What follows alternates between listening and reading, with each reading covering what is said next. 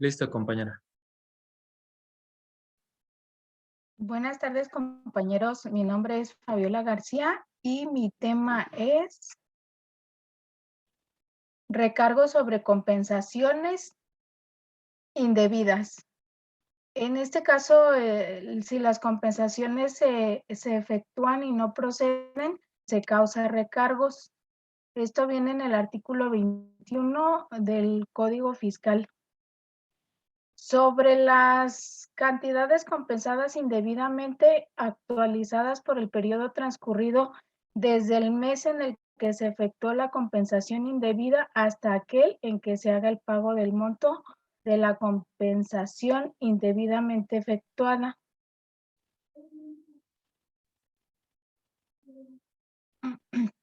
También les voy a hablar sobre la compensación improcedente. En este caso tenemos tres diferentes supuestos. Dice que no se podrá compensar en el punto 1 las cantidades cuya devolución se hayan solicitado o cuando haya prescrito la obligación para devolverlas. En el caso en que las cantidades que hubiesen sido trasladadas de conformidad con las leyes fiscales expresamente y por separado o incluidas en el precio. Y en el punto número 3, cuando quien pretenda hacer la compensación no tenga derecho a obtener la devolución en términos del artículo 22 del Código Fiscal.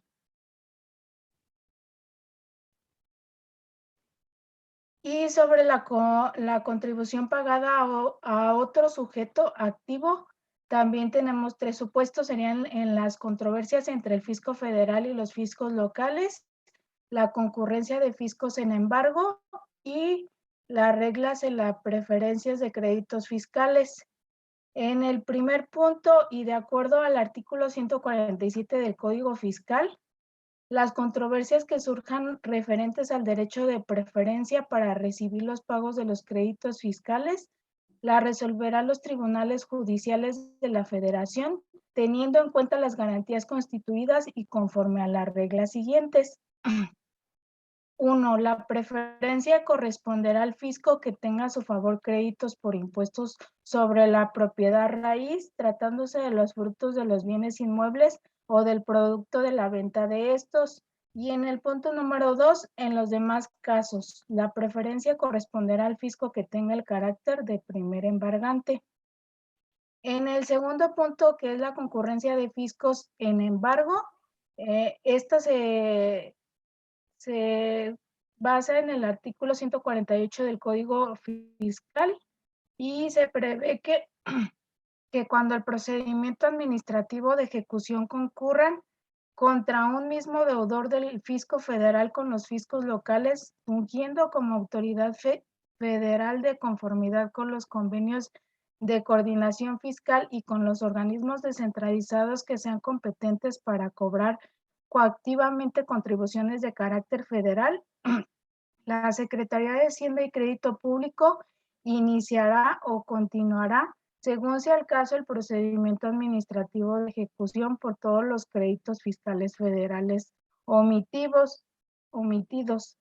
En este caso, el producto obtenido en términos de dicho artículo se aplicará para cubrir créditos y se fiscalizan en el siguiente orden. Sería el número 1, los gastos de ejecución. En el número 2, los accesorios de las aportaciones de seguridad social. En el número 3, las aportaciones de seguridad social. En el 4, los accesorios de las demás contribuciones y créditos fiscales.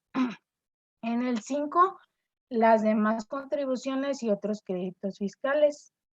En el punto número 3, que son las reglas de las preferencias de créditos fiscales, se encuentran en el artículo 149, igual del Código Fiscal de la Federación, en donde se señala que el fisco federal tendrá preferencia para recibir el pago de créditos provenientes de ingresos que la Federación debió percibir, con excepción de adeudos garantizados con prenda o hipoteca, de alimentos de salarios o sueldos devengados en el último año o de indemnizaciones a los trabajadores de acuerdo a la Ley Federal del Trabajo, y que será requisito indispensable que con anterioridad a la fecha en que surta efecto la notificación del crédito fiscal, las garantías se hayan inscrito en el registro público que corresponda y respecto a los adeudos por alimentos que se hayan presentado la demanda ante las autoridades competentes.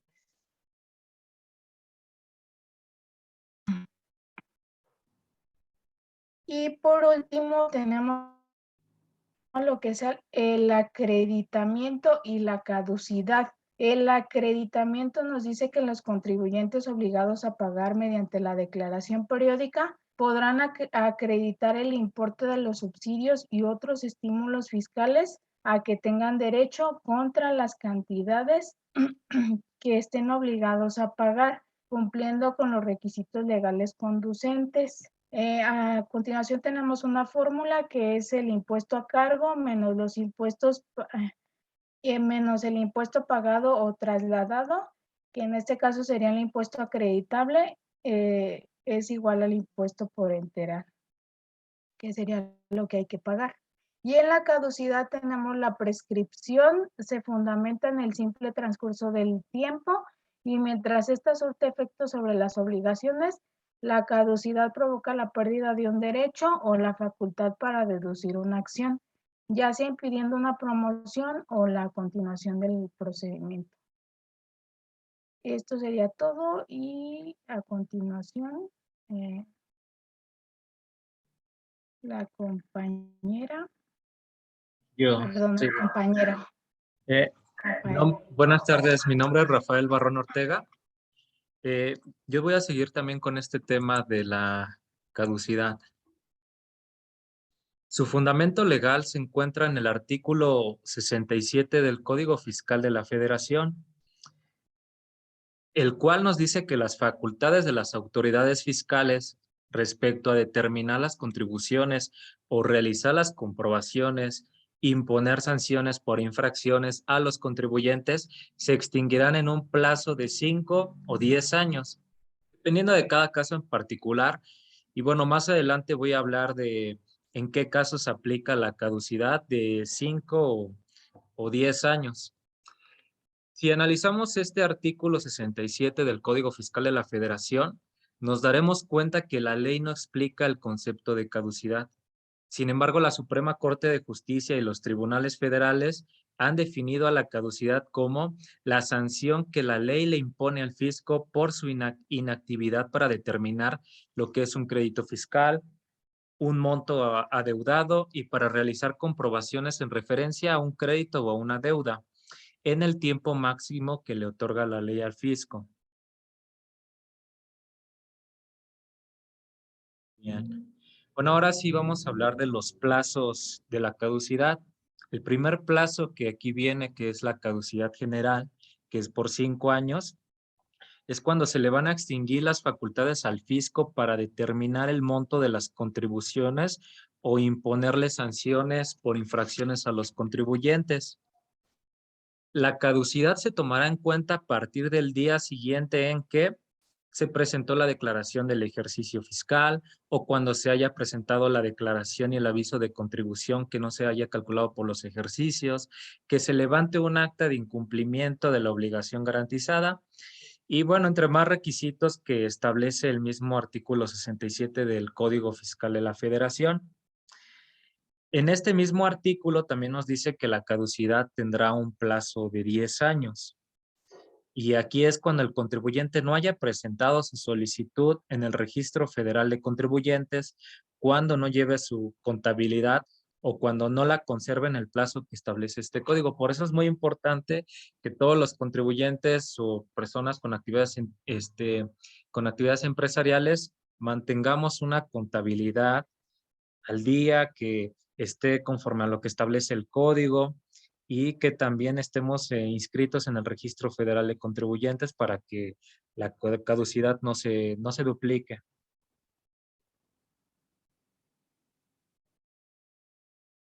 Otro tema del que voy a hablar es de la prescripción. Su fundamento legal está en el artículo 146, también del Código Fiscal de la Federación. Y bueno, aquí nos dice que es una forma de extinción de los créditos fiscales a cargo del del contribuyente. En este artículo también nos dice que el crédito fiscal se extinguirá por prescripción en 5 años, pero igual también no nos viene definido qué podemos entender por prescripción. Entonces lo vamos a definir como la extinción de los créditos fiscales a cargo de los contribuyentes y debido a la negligencia en la cobranza del crédito fiscal por parte del fisco o incluso del contribuyente, por no exigir la devolución de las cantidades que se le adeudan, va a poder aplicar la prescripción. Para que quede claro mejor cuál es la diferencia entre caducidad y prescripción, porque en ambos se manejan plazos de 5 años y puede ser un poco confuso. La primera diferencia que en la caducidad, la autoridad aún no ha determinado ningún crédito, adeudo o comprobación, mientras que en la prescripción ya se determinó cuál es el monto del adeudo, pero no se exigió su cobro. Es decir, la autoridad ya sabe cuánto es lo que el contribuyente tiene que pagar, cuánto es el adeudo, ya hizo la comprobación y aún así no quiere actuar, no quiere cobrarle al contribuyente.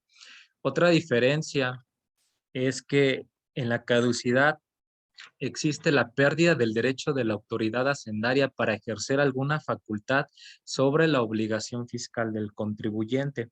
Una vez que pasó ese plazo de los 5 años y no hizo la comprobación, el fisco o la autoridad hacendaria ya pierde ese requisito, ya no lo puede volver a ejercer. Y en la prescripción se libera por extinción del cumplimiento de una obligación fiscal de pago debido al desinterés de la autoridad hacendaria. Otra diferencia es que en la prescripción la sanción puede ser a la autoridad y al contribuyente. Por ejemplo, al contribuyente cuando nosotros tenemos un saldo a favor en Hacienda y nos ponen un plazo para poderlo reclamar, si nosotros no lo hacemos en el tiempo o en el plazo que nos marca la ley, nosotros vamos a poder perder ese derecho después de reclamarlo y por eso se le llama que prescribe.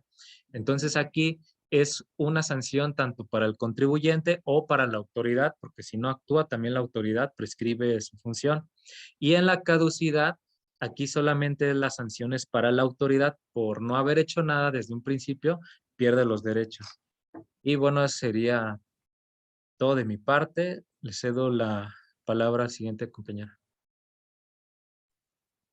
Hola, buenas tardes. Mi nombre es Lucía Zárate Suárez.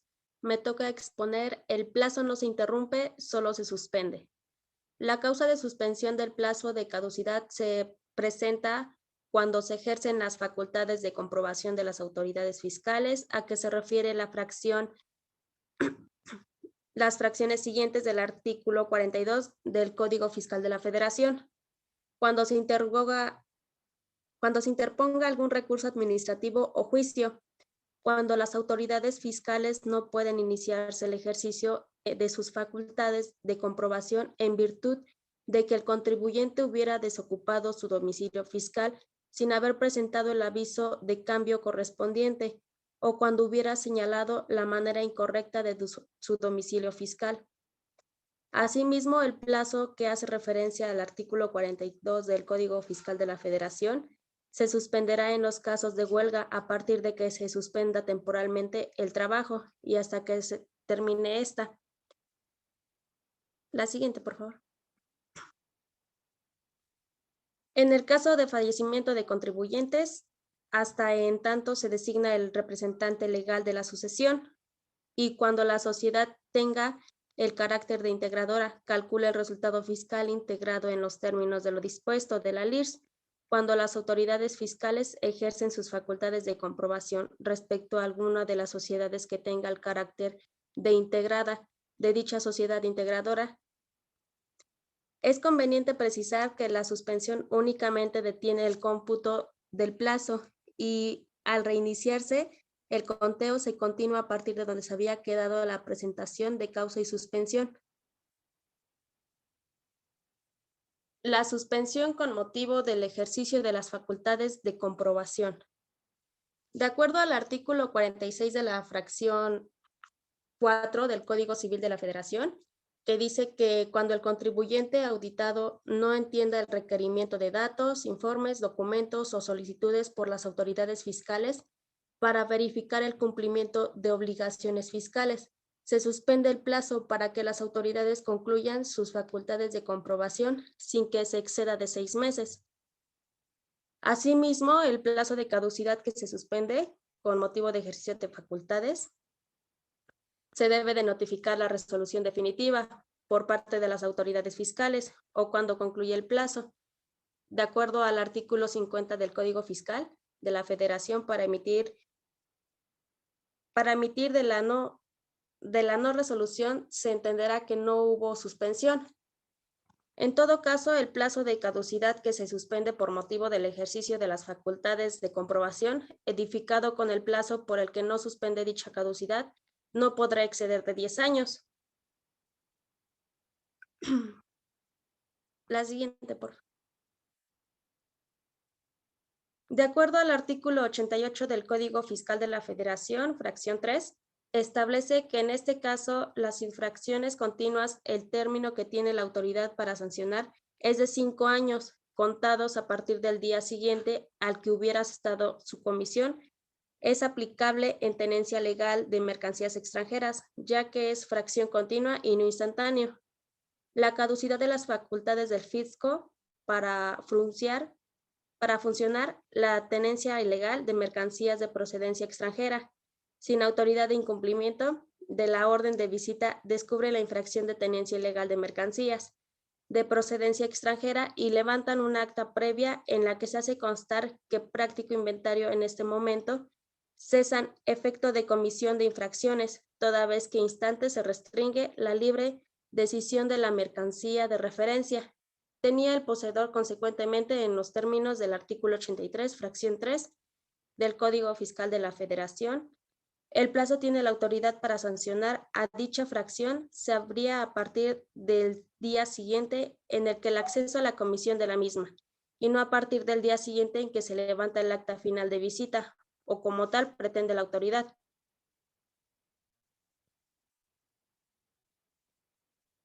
Caducidad en vía acción.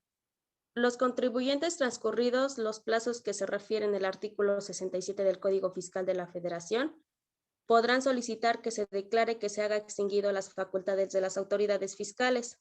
Las autoridades fiscales para determinación de contribuciones y aprovechamientos omitidos y sus accesorios, así como para imponer sanciones por infracciones de las disposiciones fiscales. La extinción de las facultades del artículo 67 son de 5 años a partir de que se presentó la declaración de ejercicio o de aviso correspondiente, o se hubiera cometido una infracción, y el incremento a 10 años de no inscripción del RFC, no contabilidad y no presentación de declaración de ejercicio.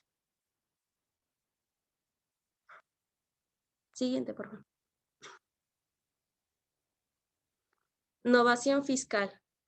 El Tribunal Fiscal de la Federación reconoce la existencia y operatividad de este instituto en el derecho tributario. La realización de un acto convencional entre la causante y el fisco determina un cambio de la naturaleza jurídica de lo que fue el rezago o la conversión de una obligación fiscal vencida correspondiente a ejercicios anteriores de una distancia, obligación también fiscal, pero se exige de exigencia futura. En España, Ferreiro Lopatza ha comentado que por tratarse de un negocio jurídico dispositivo, no parece que mi general la novación puede ser admitida como modo de extinción de las obligaciones tributarias, lo que también se desprende directamente al principio según el cual la administración no puede disponer las cuotas a las que es acreedora, concluyó señalando la ley tributaria.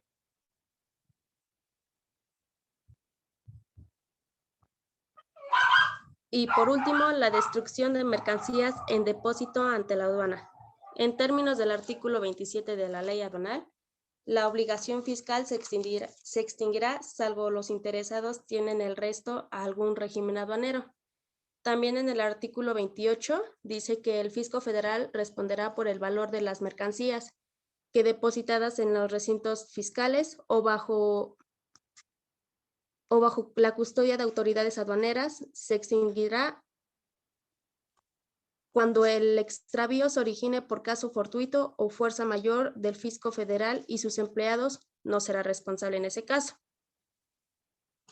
Sería todo por mi parte.